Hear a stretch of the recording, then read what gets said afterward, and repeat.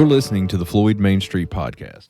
Good afternoon, everybody. I'm your host, Lucas Graham, back for another edition of this week's Floyd Main Street Podcast. Joining me this week are our co-hosts, Mr. Eric Branscombe, joining us back. Eric, how's it going? Doing good, Lucas. Good to be back. Good little time off, did you? Well, went up to see my daughter up at Annapolis. Oh, okay. She's in the Navy. She was just finishing up her basic training, and so we went up to see her. At the end of that, she had Liberty, and so that was a good weekend hanging out up there with her. Oh, yeah, getting to see her, especially after getting through basic. It's a pretty good accomplishment. Also joining us, Chad Harris. Chad, how's it going today? I'm doing good. We're going to jump right into the news this week. We've got several topics to cover, everything from local government to a new media production announced here in Floyd, talking about future meetings, tractor fun runs, and all kinds of music and events in Floyd. So without further ado, fellas, I think we should just jump right into it. Well, I think we're going to have to start off with Board of Supervisors. As much as we have to brace ourselves for this, I think that Chad's going to have to dive right in now. Yeah. Chad, from what I watched, and I don't watch it and notate it like you do, but it looks like there's a lot to unpack. Yeah, there was a lot of hot topics, even though it wasn't as lengthy as it has been in the past as far as the meeting goes. Yeah. They did discuss a lot of important things for the community. So let's just kick this off. The first speaker was Dr. Cromer from the school board, and she just kind of gave an overview of things that were going on during the summer and the preparedness for school starting back. She talked about her crisis action plans and summer maintenance projects such as fencing, floor tile replacement, roof repair, and HVAC unit repairs. She bragged on her custodians and their efforts for doing such a good job cleaning the schools. She talked about ongoing projects, including fundraising for a new track and finishing the field house at the high school. Floyd County Schools ranked top 10 statewide for student gains from 2024 to 2025. What are student gains? I would assume that would be improvements on SOLs. Oh, okay. Gotcha. The school system had 20 new hires this year, and so that's better than the year prior. The year before, they had 30 new hires. I think there was some notable retirements this year as well. They have no bus driver vacancies at this time, so it sounds like they're in pretty good shape as far as personnel goes. I have to give kudos to Dr. Cromer on that. I know she's doing a wonderful job. Oh, yeah. Seemed like maybe just a couple of years ago that the school was all but begging for help. You know, looking for people, and it was the school year had already started. Oh, and yeah, was core positions that still weren't filled. Trying to find drivers. Yeah, that was an issue, but I'll tell you, we've got some good bus drivers out there. Yeah. That Paul Robertson over in the bus garage, I don't know about him. Well, I know he's kind of a shady character, but other than that, no.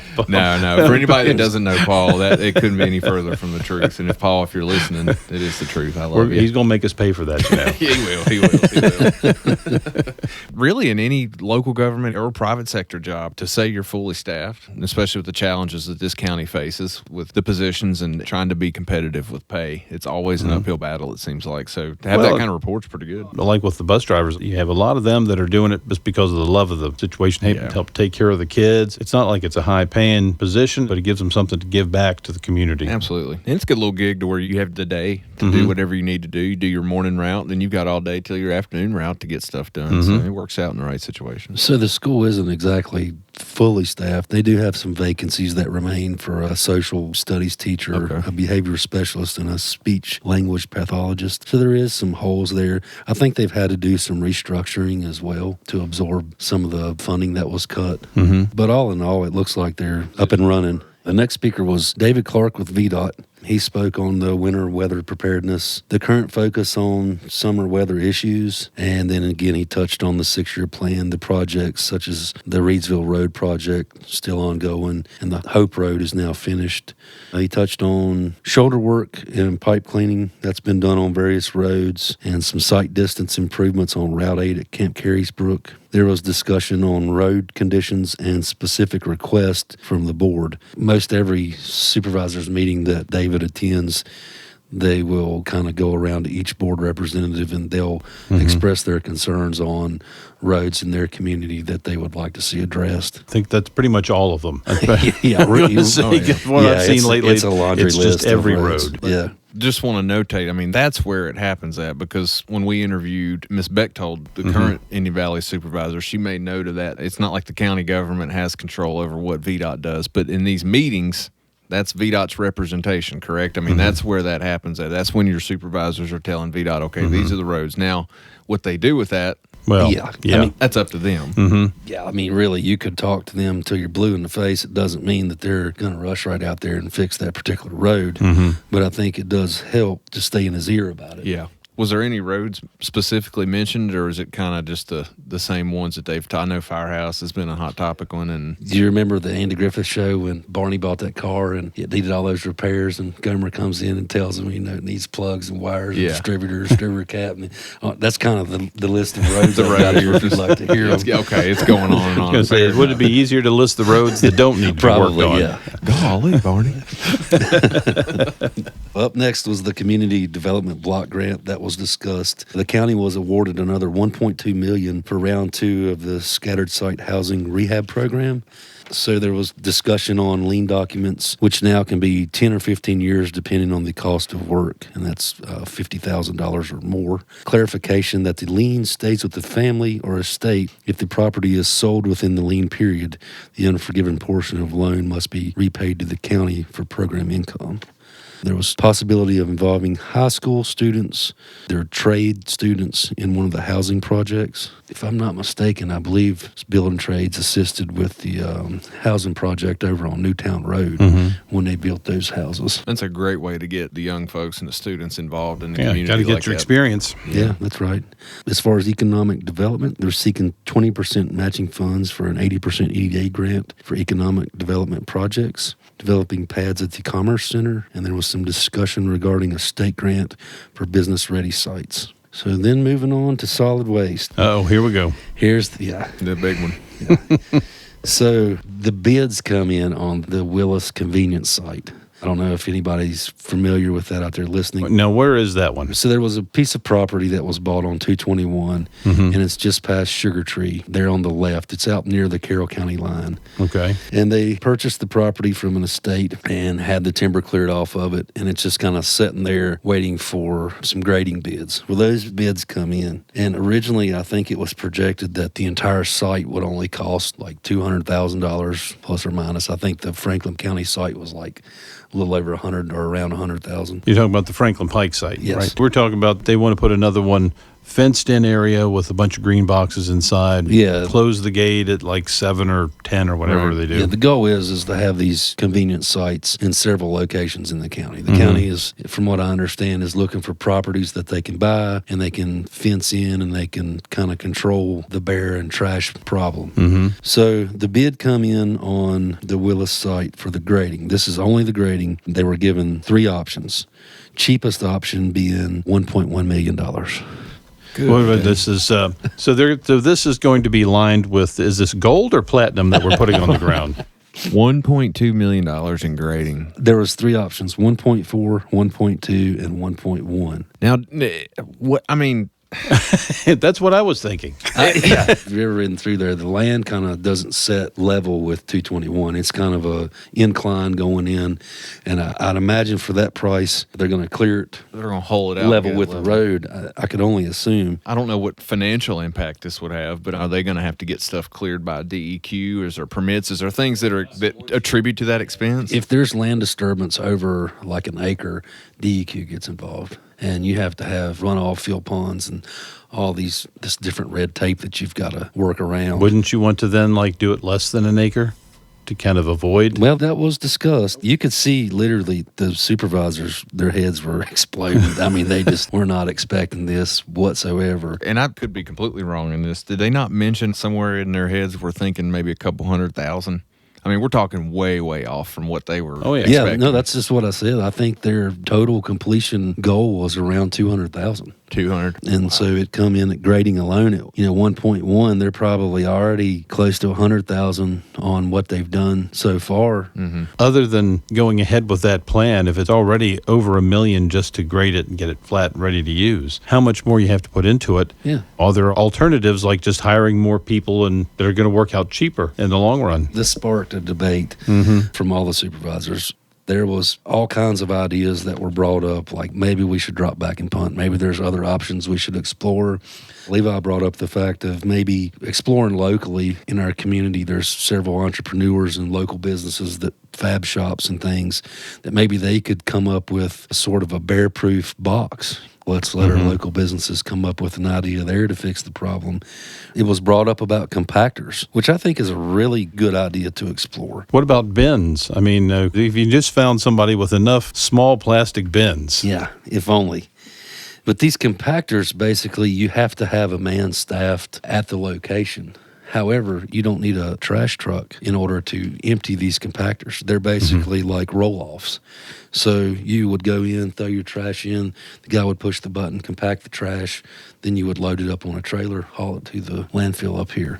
I think it's an option that we should explore. It would require personnel. However, with that said, you're creating jobs in the community, and you're not spending $1 million on moving dirt around. Yeah, exactly. Just on messing with some real estate. I'm sure there are lots of options and there's lots of difficult decisions to be made. And I'm sure the people of the Sevier County, Tennessee local government are probably pretty well versed on how to, if anybody's been out to Pigeon Forge or Gatlinburg in the last decade, you've seen these trash cans that they're doing now, and they're trash cans sometimes kind of come in metal containers with locked lids. I don't know if it would take a consult with a jurisdiction in another place like that to say, hey, what do y'all do? They talked about that, and evidently we tried that at a trash site somewhere in the county, and they discovered that the bears were as smart as the humans, and the bears were opening the latch and opening the green box and still able to get inside them. So that was talked about. There was a lot of options discussed. I don't know what they're going to do, but, I'm glad I'm not part of that decision-making process. Down at Ingram's, David and Robert, what they do with their green box there, they've just got just a little clip. Like a key ring clip. And then when you slide the door shut, they stick that through it so that the door can't be completely open. And they have not had any bear issues, but the issue is the humans not closing that. Right. I'm sure there's very rare mornings they come in and that latch is still there. Yeah, or the clip's gone. Somebody stuck it in their pocket. Yeah. Well, I would think the other issue, if you have the site that you're talking about that's down so close to Carroll, is people coming over from Carroll, because there's going to be a real temptation for the people in Douglasburg and just go up the road a short drive into Floyd and dump off a lot of stuff. And I know that's been an ongoing issue with other boxes. Yeah, that happens. Clearly, the main problem, which was mentioned by Levi, is the bears are the problem. But point being, though, that's a lot of money. It was some definite sticker shock. There's really not the option to give up and just completely punt the whole idea. It's not an option anymore because we're in this predicament of land usage and owners wanting boxes taken up. So you got to do something, but it just kind of stinks that you found out it was going to be this much at this point when you're this far in. Yeah. But who would have predicted? I couldn't predict that a site for a dumpster site would be over $1 million in grading. Now on the next piece of property that the county looks at purchasing, I'm sure that will be in the back of their head as far as grading. Be looking for flatter land, I would imagine. I wonder where they got their bids from. It was local people or... They didn't say. That did kind of warm up the next conversation, which was their scale house bid for the transfer station. That come in much higher than was expected also. They were expecting roughly $25,000, but that come in at $55,000 to $94,000. It's a jump. Yeah, it's quite the jump. Everything's expensive these days, moral of the story. And then we move on to beating the dead horse that has been beat numerous times over numerous meetings, and that's the tire fees. Oh, tires. As far as whether you're going to charge per weight or per tire. I did see some public comment on this that brought some new perspective, though. Yeah, there was. Tough Nichols, one of the local business owners, he spoke, and one of the issues that he brought up was the fact that water gets in these tires, and if you charge by the weight, a gallon of water weighs, like 8 pounds? Yeah. So you're hauling off 40, 50, 100 tires, 8 extra pounds in each tire. That becomes expensive. I think that was a good point to make on his part. But the board did eventually decide to go forward and approve this. They're basing it off of weight at a 12 cents per pound price. And there's a $2 flat fee for small automotive tires, 4 or less, and $15 for larger tractor tires. So we'll see how that goes. They're sending it to the attorney for him to review it. And, of course, I guess they'll have to have another public hearing for that and hopefully get that one in the books. That's when the rubber meets the road. Don't we love it? There probably wasn't any mention of this, but have they even talked about what potentially they would use the money that they'd be saving by doing this? Any appropriation for those funds? You talking about on the tires? Yeah, so if the county's saving $100,000 in dump fees. You know, it sounds like even at 12 cents per pound, I don't think the county's even going to break even. They're probably still losing money hauling these tires off. But, you know, it's like Mr. Nichols brought up. If you raise the price on the tires, you know, I think it's $1 now. Let's say you raised it to $4 a tire. You know, people are either going to start doing one of two things. They're going to start buying their tires in another county, or they're going to start taking the tires with them when they leave, and they're going to go in a green box or over a bank somewhere. Chuck them over a bank. That's what happens. Right. So moving on, they talked about the land division ordinance. They approved another public hearing on that, and that's going to be August the 26th, 2025 at 6 p.m. And I think they're expecting a fairly large turnout for this. It's my understanding that there has been some revisions to this land division ordinance, and it is available on their website where you can download it and read it, or you can go by the county office over here and pick a hard copy up of that. There are people concerned about that. I've had people ask about it, and I've seen other discussions about it. The issue is water. It's taking care of the roads. If any listeners out there haven't listened to our episode with Board of Supervisors, Indian Valley District, Kay Linda Bechtold, I'll make sure I said her name right there. Yeah. You need to listen to it because she really weighs in on that. And I learned so much during that interview about the water. It's a major problem. And breaking these lots down into smaller lots, there's some real infrastructure problems that I don't know that those issues have been addressed. No, we're kind of just going on the assumption that you just dig deeper and the water's inexhaustible, which it isn't. And the other issue you're going to run into with that is you can subdivide these properties. Ordinance allow you to subdivide the property. But if people buy them, they're buying, say, a blank property and they intend to build on it, then they're going to run into a problem with any kind of loans or any title insurance that they're going to get for it is going to require that property be able to perk, so you can put in a sewer system. You got to have water, and if you end up that it's not able to get both of those, then you've got a bunch of people that have brought property at a premium price that they can't actually build on. And what do? You get multiple houses built on, say, what used to be a plot of, say, 5 acres, now has 2 or 3 dwellings built on it, and then the water dries up. Yeah. And then you got 3 families, 3, 4, whatever's in that area. It could be way more than that. And you can't use the house then. I mean, it's like if you don't have running that's water. It's a major problem, to be in, because at that point, you're up against the wall. There's one other issue that's been brought up, and the reason people come to me on this is because one of the fundamental issues that you always have is when you have people with real estate brokers licenses that are on the board, there's an issue that you've got 2 if not 3 of the people on the board have real estate broker licenses that are making these decisions for changes to real estate and how it's going to be developed in the county. It's not a direct violation.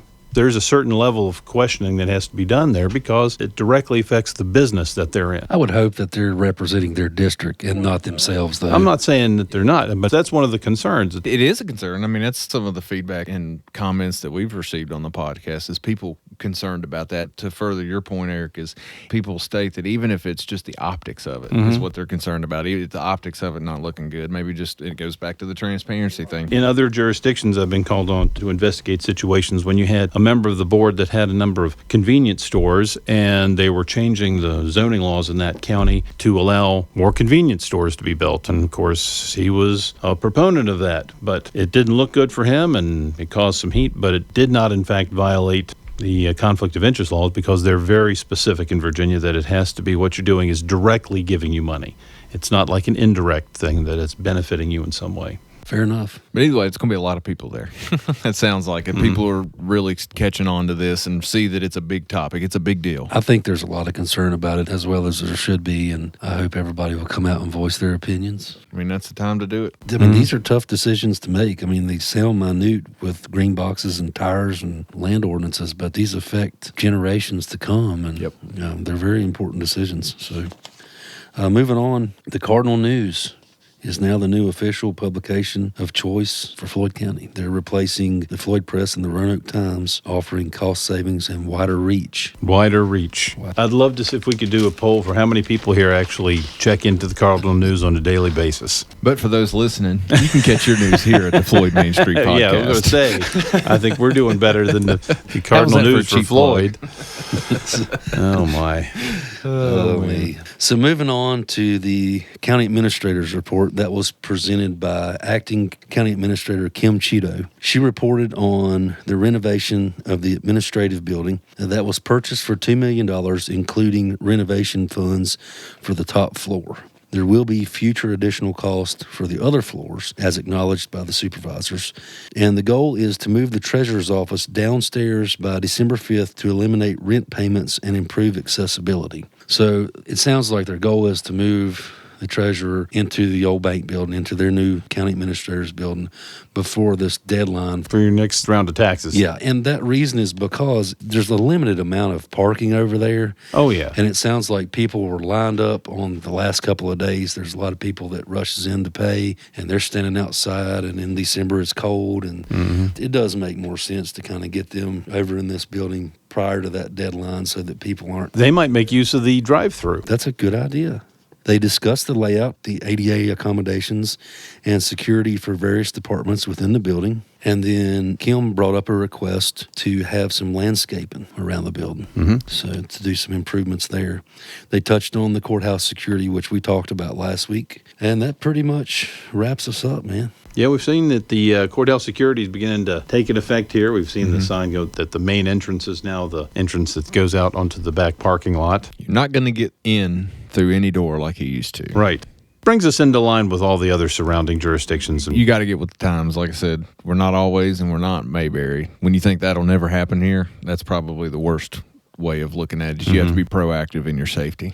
I know a lot of the old timers like to use that restroom on the side building here between the two offices, and that door's going to be locked now.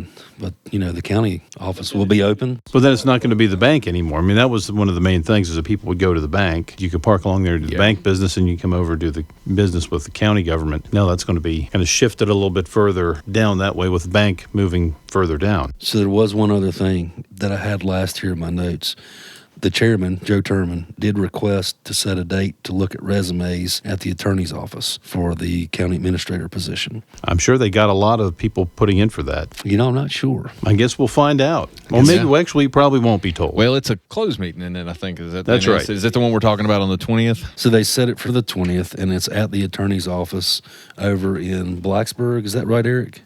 Wherever the Sands Anderson. I'm pretty sure it's Blacksburg. Blacksburg or Christiansburg, but it's Sands Anderson. They're doing it at their firm. Joe mentioned that there's a good Subway right beside that office, so check that out. Got me a Subway card right there. The The foot-long special. Yeah. It helps you when you have to make decisions for the future of the county. Hey, you can't make decisions on an empty stomach. Apparently not, and you don't have to. That's right. You're right, though. It wasn't the longest meeting, but there was plenty to unpack on that, and I'm glad we were able to touch on all those topics. Chad once again let us step by step through the whole meeting. Yeah. And shaved off a good 5 minutes from having to watch it yourself. You're welcome, pal. I'll take it. I'll take it. Yeah. We got plenty more to talk about. They mentioned the Cardinal News, but there's a new publication that has arisen. I think this is interesting. So everybody knows the Floyd Press is essentially been declining, and we've talked about that before here, and it's sad to see it kind of decline, but, it's just something that's happening. The Floyd Times. Abby Witt, the last editor of the Floyd Press, has apparently signed on to be the new editor of the Floyd Times. They're going to have a web presence, so they're going to be online doing local county news, as well as I believe that they're aiming to be a print paper as well. So we shall see. We wish them the best of luck in that endeavor. In fact, I would like to see if we could sit down with Abby and have her come here and talk with us and tell us about her journey with that, because I'm sure that's very interesting and love to hear more about that. Yeah, because we don't know what we're doing. Maybe she'd give us some pointers. I'll take all the advice I can get. Yeah, no kidding. She's had an interesting, at the very least, last few years with Floyd Press and its decline, but she's a great editor. She's a super sweet person. Yeah. I love talking to her. if not, I don't know anything else about this Floyd Times, but they picked a good one to be their editor. I'll be interested to see how that develops. Apparently, August 20th is a date when they go more public. You can look them up online at the moment, and they have a few stories on there. It looks like they're encouraging people to subscribe and or to get a subscription of some sort. So I guess we'll go from there. See how it goes. Sounds good. So tell us why you were 10 minutes late today, Lucas. Well, as of this recording was a tractor fun run that we talked about. And I got a little 10-month at home that wasn't going to miss that one for the world. But it was tractor fun run today, and I learned a lot of really cool things about it. I don't have a hard number, but if I had to guess, somewhere between about 50 and 60 tractors total. They just so happened right in front of my driveway, everybody come to a stop so they could let everybody catch up because it was getting pretty spaced out. So I was talking to some of the guys and gals that were there. One guy was from Charlotte. He was next to some people I knew, Floyd the Spanglers, and they said, yeah, probably this guy and about half of the other ones here aren't even from Floyd. Really? There was multiple from Charlotte. There were people from Mississippi, Alabama, and all over the place. And that there is a culture of these charitable tractor runs. There's a culture and a community in it, just like the car shows, right? You know, people that love to take their cars out and visit, especially for charity. And these people were coming from the woodwork just to be in that ride. And I thought that was so cool.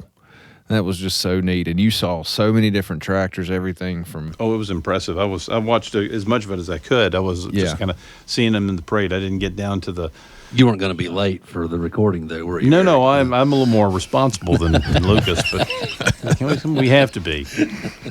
You ever heard of the term fashionably late? Well, that don't fit me either, so I don't know what I got. You got a face for radio, I'll tell you. Yeah, you daggone right. You daggone right. It was fun. It was cool seeing all the tractors. I could tell pretty well which ones now knowing that because I thought, man, some of these tractors, I can't imagine would be able to work a farm here in Floyd because you can't really have a massive tractor like you can out in the plains in the Midwest where it's flat for hundreds of acres on end. There were some high-dollar tractors in there. There was one old boy come through in a big old giant John Deere, and he had to take about 5 steps to get up in. And then you say everything from those to a little 25, 30 horsepower old Ford, Allison Chalmers, and any tractor people would be real, especially them old John Deeres too. Oh, yeah. I mean, There's some that's really been nice going on for a number of years. 2007. 2007. I knew. It's really grown. Yeah. Really has grown. Oh, it's quite an operation now. Yeah.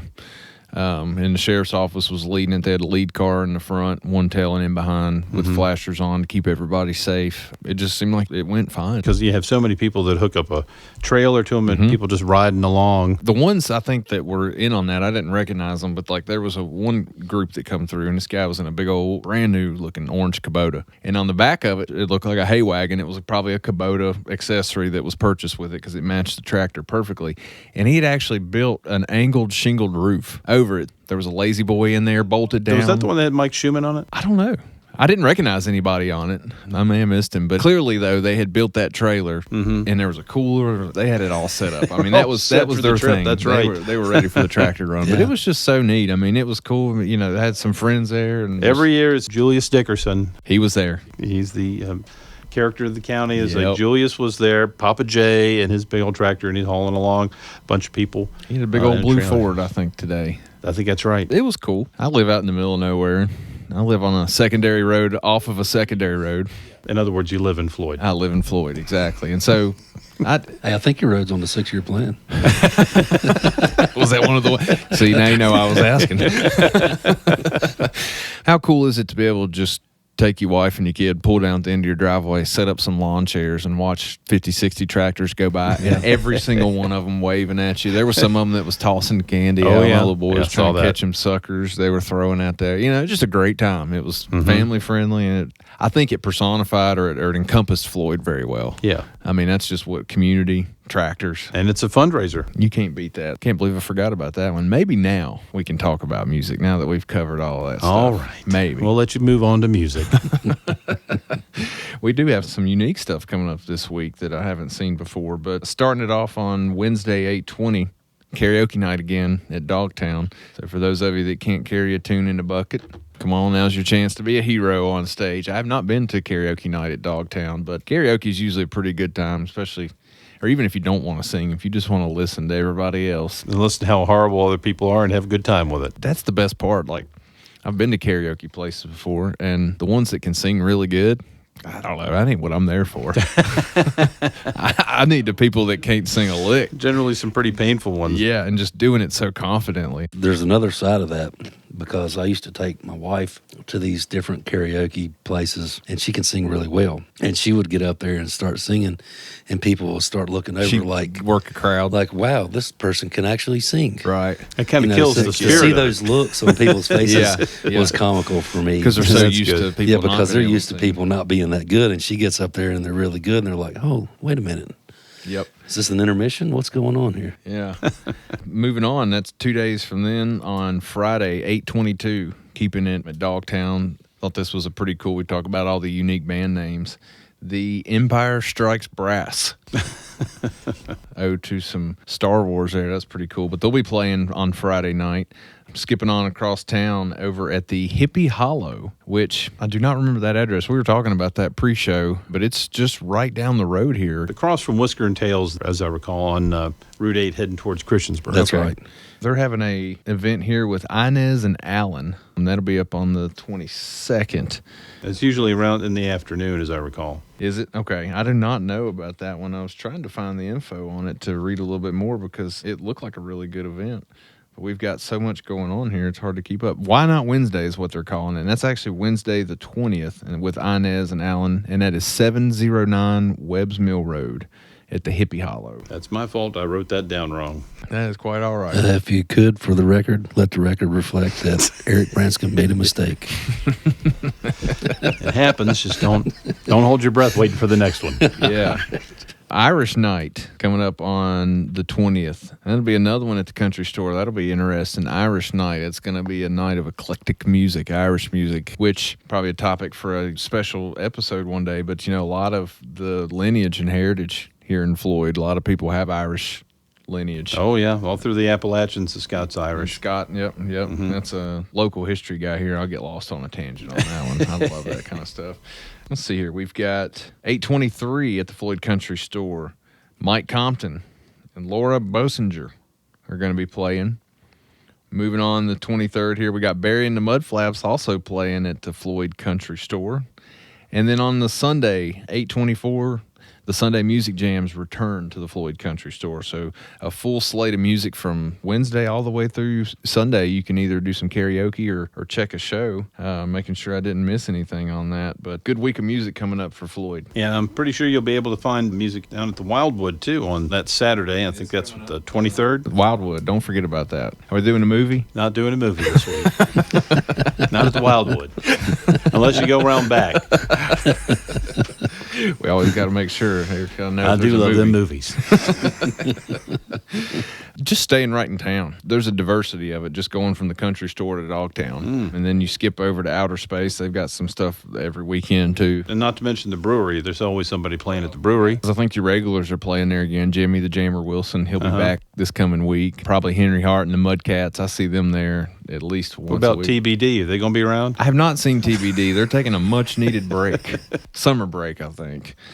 That should cover it in Floyd, but we have a lot of events to talk about. Indeed. Lots of events. Yeah. Plenty. Chad, you want to kick us off with an event you got on Floyd? Yeah, I'd be glad to. The first one is Balanced Living with Diabetes. It's a program for people with type 2 diabetes and their families.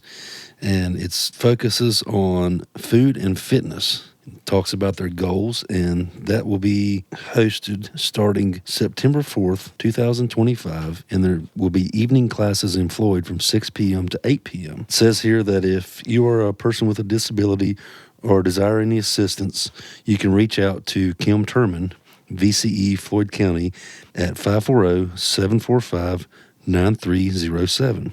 Also, this is something that's been talked about a lot on the 23rd, the Floyd Living Traditions Festival. They're saying they're going to be having food trucks, Turner Family Farms, and the Vittle Wagon. We've talked about that one. We know that one's... Now, is this one over at the Floyd Center for the Arts again? The Living Traditions Festival details Saturday, August 23rd, 2025, rain or shine, and it's from 10 a.m. to 6 p.m., and that location is the Floyd Center of Arts. Okay, the Center Right. of the Arts. So that's basically, they've had it up there before, and it's a lot of fun. I remember seeing the gentleman up there that was sculpting with chainsaw, taking logs and cutting them into bunnies That is and whatever wild. things. It's a free event. Looks like it's free, Yeah, and it's they're even fantastic. offering And a they had shuttle service. They so- had exhibitions like with blacksmithing. Yeah. That was fun. Yeah. And then just other stuff going on. And music, of course. Good music going on. Lots of down-home music. Food truck, Vittle wagon. Ice cream. Yeah. I know somebody around here likes ice cream. One of our production staff loves their ice cream. That'll be a pretty good event. Again, that's on the 23rd coming Now, up. it says that there's a beer garden. Their kickoff event is actually Friday the 22nd. Okay. And that's at the Floyd Country Store at the Friday night jamboree. But then the official event is Saturday. Okay. Okay. Well, a lot going on Friday night then, because they've got a headliner at the country store for music, and then they'll be hosting the kickoff event. So that'll be it'll be a busy night in town. Who can tell me about this event at Red Rooster coming up? We've got this wrote down, but This is cupping. It is, so I'll just read from their page on it. This is Our Public Coffee Cupping offers a unique and interactive experience for coffee lovers and enthusiasts. Led by our SCA certified trainer, Grace, participants will embark on a sensory journey to taste and evaluate a variety of premium coffees, from learning about different coffee origins and brew methods to exploring flavor profiles and aromas. Our public coffee cupping provides valuable knowledge and insight that will enhance your appreciation for the craft. So that is, it's limited. It's free, as I understand, but it's limited to 6 people on August 22nd from 10 a.m. to 11 a.m. So it's brief, but it's interesting. But this is not the first one. So that's the 22nd. That would be a Friday. So Friday the 22nd from 10 a.m. Public Cupping. interesting. That's a headliner name right there. But hey, if you're looking for a band, there you go. There's your name. Red Rooster and the Public Cupping. Public Cuppings, Red Roosters. We'll see that. We'll probably see that before. But Red Rooster has either won or placed very highly in some national competitions with they really have some good brew. Now, we're really lucky to have a group like that in town. That's a company that does excellent work. You drive all over and you see their stuff. I was up in Annapolis, like I said, visiting with my daughter, and went into a coffee shop because when she was going through basic, they weren't allowed coffee. And that really was hard on her. Not even instant coffee, huh? Nothing. Going through all of their physical training and so forth. But she wasn't allowed to have coffee, and so we went to a coffee shop, and what do you know? There's some Red Rooster. Wow. She didn't have that, of course. She had something else. Totally random and fun fact, though, But- how far their reach is. I'm a huge Atlanta Braves baseball fan. They had a pitcher that's pitched for them for the last several years. He left this year. His name's Charlie Morton. Charlie, he's an older guy in the league. He's about 41, 42 years old now. He's a big coffee nut, coffee guru.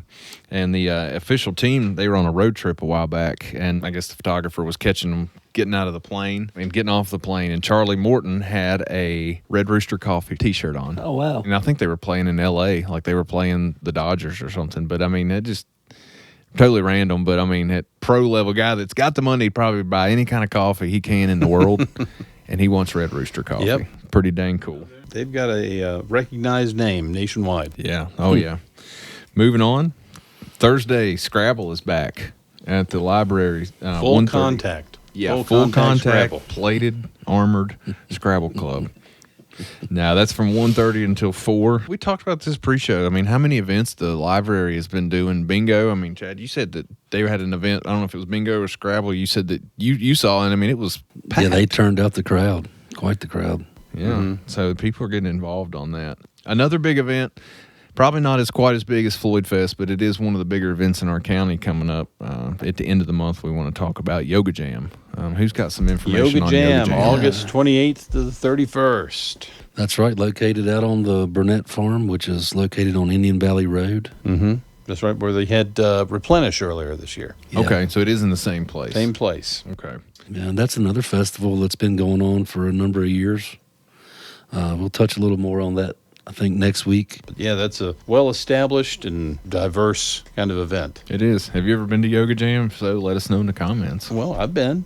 Have you? Yeah, I went. I was disappointed, though, when I went to Yoga Jam. I was not allowed to take Tyson, the courthouse dog. Oh, I thought you were going to say you weren't allowed to wear your spandex shorts. Well, I wear them around the courthouse. I don't see what the problem is. Me wearing them to Yoga Jam. that is coming up 29th, 30th, and 31st. August 22nd from 11 a.m. to 6 p.m., the Spikenard Honeybee Sanctuary is having an open day with honeybees. This is allowing visitors to come in through the gates to experience the wonder and beauty of the Honeybee Sanctuary. Again, this is another one of those hidden gems in Floyd that is internationally known as a honeybee sanctuary. And if it wasn't for this podcast, I wouldn't even know existed. Well, that's amazing. It's on Hideaway Lane. I can tell you that's on Kennedy School Road. Okay. You're heading north of town. There's Kennedy School Road. You take that out. Once you get into the end of the hard top, you turn right, and it's Hideaway Lane. And it's just a dirt road out there, but it's an amazing facility that just is loaded with flowers and butterflies and places for bees, and they just show you what's going on and talk to you about what bees do and how they keep busy. That's on the 22nd, correct? That's right, 22nd, 11 a.m. to 6 p.m. Chad, you were talking before the show about a workshop for people who rent properties coming up. Can you talk about that a little bit? There is a renters education workshop Friday, August 22nd from 3 to 5. And if I'm not mistaken, that's at the New River Community Action Building located at 120 Epperly Mill Road. And what they're discussing is your rights as a renter, credit and how to use it, preventing evictions, housing discrimination laws, landlord responsibilities, and much more. One thing I forgot to mention at the library real quick for those with little ones. On Wednesday, August 20th from 10:30 until 11:15, they're going to be doing story time at the library. My dad used to take me to that. They would have special guests at the library for story time. And I know as a kid, I always enjoyed the heck out of it. Something about being a child and sitting in a circle and having an adult stand there and be very charismatic in how they present a story to you. Because the mind of a child, the imagination, it just takes off and runs. So that would be a good thing for you to take your little one to. I want to throw that one out there. For those that like to dance, our Friday night Jamboree people, they're doing a dance workshop coming up on the 21st at the Country Store. And I don't have a lot of information about it. I know it's on Thursday, the 21st at 5 p.m. at the Country Store. It's sponsored by the Country Store's Handmade Music School, Stephanie Wolf, and a guy named Todd. Well, go out there and figure out how to dance then. Yeah, I love two-stepping. I'm not very good at it, but I love a good two-step dance. It looks like I'd be right up the alley there. The last event that I want to bring up this week is a big one. It's an important one. Another fundraiser event in our county. But there's a golf tournament coming up. Chad might know something about that. A little something. Yeah, so the Floyd County Sheriff's Office is hosting their second annual golf tournament. And all the proceeds go to Floyd Cares, Medical Charities of Floyd. If you would like to donate, you could make the check out to Medical Charities of Floyd. But that tournament is Friday, August 22nd, 2025, and it's at the Great Oaks Country Club. You are requested to register off of the flyer. There's a QR code that you can use your phone to register through. However, we've got a lot of whole sponsors. It should be a really good time. We've got a lot of giveaways, a lot of donations. A lot of different golf courses have donated passes for people to go and play. It should be a really good event. I hope we raise a lot of money for Floyd Cares. They really need it. It seems like it's constantly there's a fundraiser that we are reporting on for someone out there in the community. Oh, yeah. So the more money we can raise for this. And Floyd County Cares does a great job of centralizing all of that. Those are charity donations, and so they can make it work tax-wise. It works a lot better and keep it organized. Tell me about this tournament. Is this individual, or do you go with teams? Is it captain's choice? Foursome, captain's choice. Yeah, that's correct. Last year, we didn't have probably 8 or 9 teams that played. We collected money on site. I didn't participate in the event that particular year, but I did help collect money. And it was very successful. It was a good time. It seemed like everybody that came and really enjoyed it. And so I hope it just gets bigger every year. And I hope that we can raise a lot of money for a good cause. Kind of like the tractor run, right? For those that are into that, you get to ride your tractor around on public roads with a bunch of other people, and you get to have fun while also raising money. Oh, I thought you were going to say it's like the tractor run. You get to ride your tractor around on the golf golf course. course. I don't seem to remember it being like that. A tractor run at Great Oaks? Probably frown upon that. Yeah, the grounds crew might have something to say about that. But, yeah, just to be able to do something that you thoroughly enjoy and it's for a good cause. I mean, it's quite literally a win-win.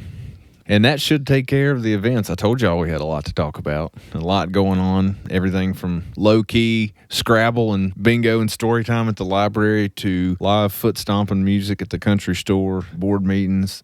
There's plenty to do in Floyd. I'll admit, when we started this, I kind of wondered some weeks what we were going to do with our time. There really hasn't been a single episode that we've been really, really short. I mean, sure, some weeks are thinner in headlines than others, but there is just so much more that goes on in Floyd than I ever thought. Public cupping, honeybees. There's your headline for the week. Hold on to your hat. Again, another great band name.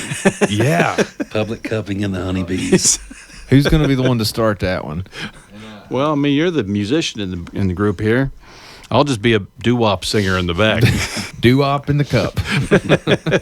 We appreciate all our listeners. It seems like, well, more and more as time has went on, people coming up like, I listened to your podcast, and I liked hearing about this. And I liked that reminds me. I that. got to give a shout-out to Mark Sowers, Okay. who came up to me and said he's a dedicated listener. So, Mark Sowers. Oh, I like old Mark. I Yeah, appreciate Mark's you a good listening, guy. Mark. Yeah, absolutely. Thank you. And everybody, I mean, even the ones that don't quick to say that, well, I'm listening, but we see it in the views, and the demographics on that are pretty cool to look at because young, old, and everything in between, we've got people listening. That's our market. If you're from Floyd or you care about Floyd or want to know what's going on in Floyd, it doesn't matter about what age you are, right? We've covered stuff from story time to liquor, everything in between, And so if you're from Floyd, it's for you. We like to hear that and kind of feedback, and that's why it's important to like and subscribe and do all of that. It may not seem like much, but it actually does help us figure out the numbers of what's going on. And that's probably the biggest way. If you want to show support to the podcast, sharing our episodes and liking and subscribing. I mean, that's it. That's what gets the algorithms rolling on these social medias and stuff. And so, and the goal is to get factual information out Yep. to the people of Floyd involving things going on in Floyd. then there's lots of it. we don't want to be a propaganda machine, and we want to present stories in an unbiased, factual manner and let you do the rest. It's your place to form the opinion, not ours. We're just trying to be the vehicle that delivers the information to you. We really appreciate every one of you. Not to beat a dead horse, but seriously, we appreciate the heck out of our listeners, and we appreciate the heck out of our production team. Oh, my goodness, yes. He's got his work cut out for him today. If you could see what goes on behind closed doors and the edits, how many edits and ums get cut out, well, John's got his work cut out. John Valetis and Bryce Big Country Cochran.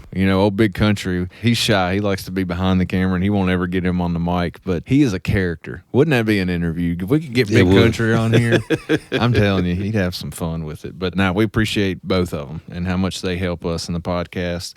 Don't forget to like and subscribe for the 15th time. I hope you guys have a good week, and don't forget to take care of yourselves and take care of the ones you love. We'll Until see next ya. time. Bye.